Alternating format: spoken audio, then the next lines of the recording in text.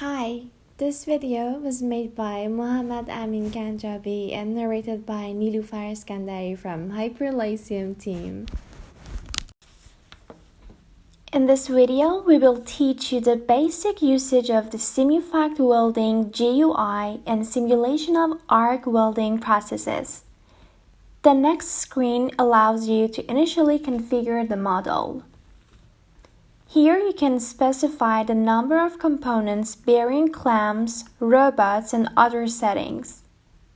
Next, you can define the ambient temperature, a global value applied to the whole model and governing loads to the surroundings.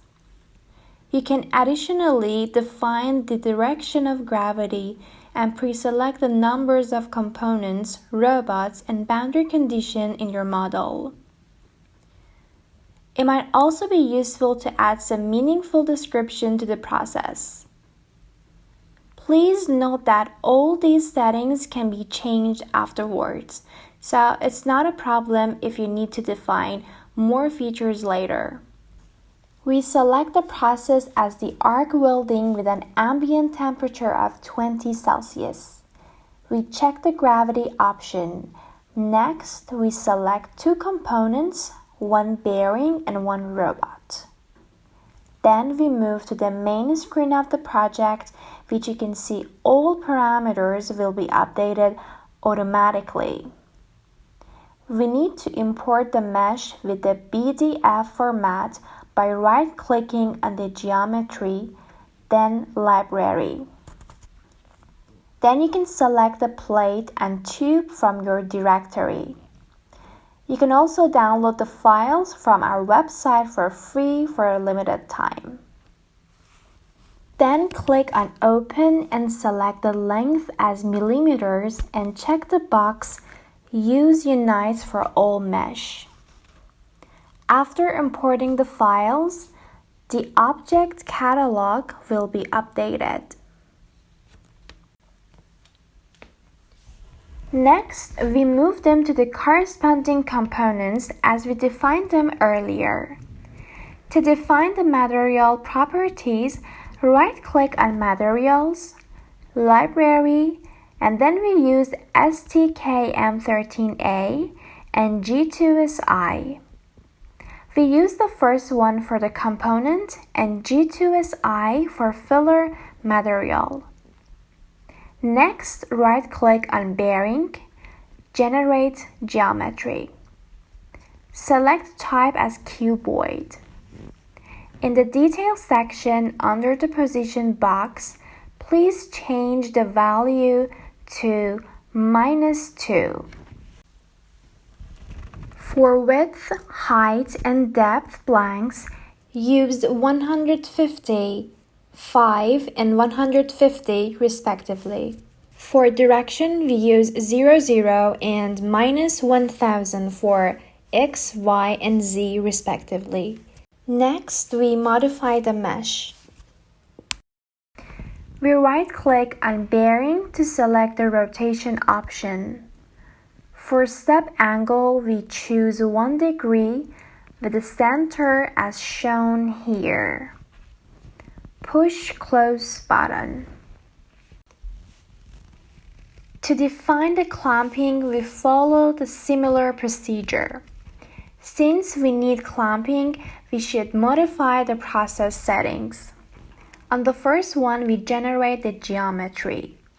We select the type as cylinder. Then we can select the location, and at the end, we modify the radius.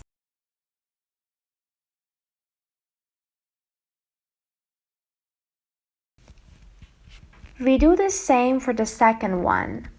We select the location and modify the settings again like the previous one.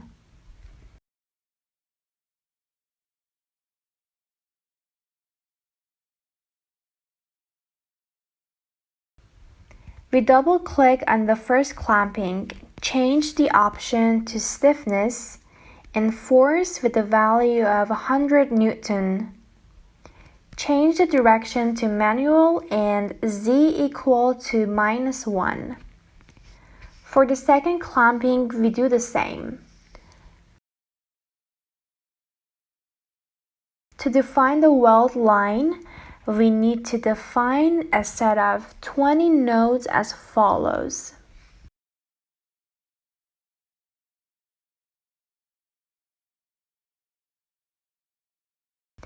We select Apply Changes to Node Set and close it. Next, right-click on Trajectories, then select Weld Line from Node Set and move it to Robot. Right-click on Welding Parameter, New Heat Source. Under the welding parameters, change the velocity to 30 centimeters per minute with a current of 100 ampere, 17 volt and efficiency of 0.9. Here we can define the heat source coefficients to define the heat source and move it to node set. For the next step, double-click on Robots and put the values as shown here.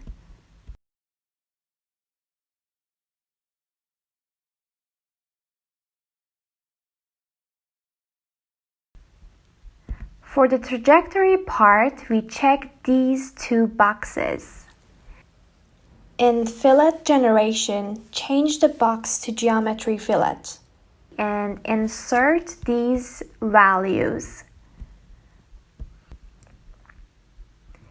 After finishing this part, double-click on Solver and we can define the number of cores and domains. The model is now ready to execute. Now we have all the settings to run the welding simulation. Click on the scope icon to open the Simufact monitor.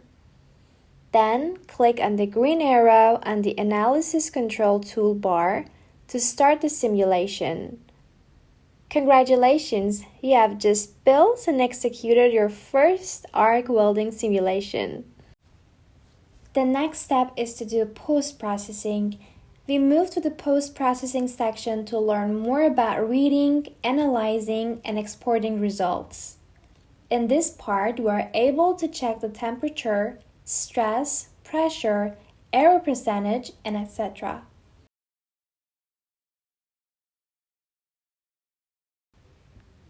Temperature, yield stress. To view the diagrams, click on this option.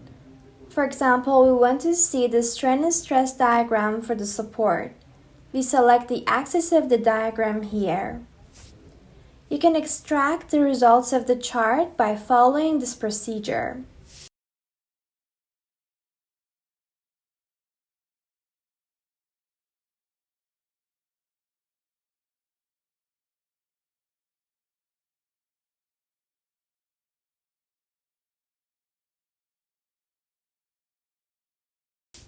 Now, in order to extract the results, for example, the stress in the part, click on this option. As you can see, there are different options depending on the needs of the project. Depending on the project, we check one or more options. So we've seen the results together and I hope that this video was useful for you. If you have any questions, you can ask them via my email or through the Hyperlyceum site and I will answer as soon as possible. Thank you for subscribing our YouTube channel.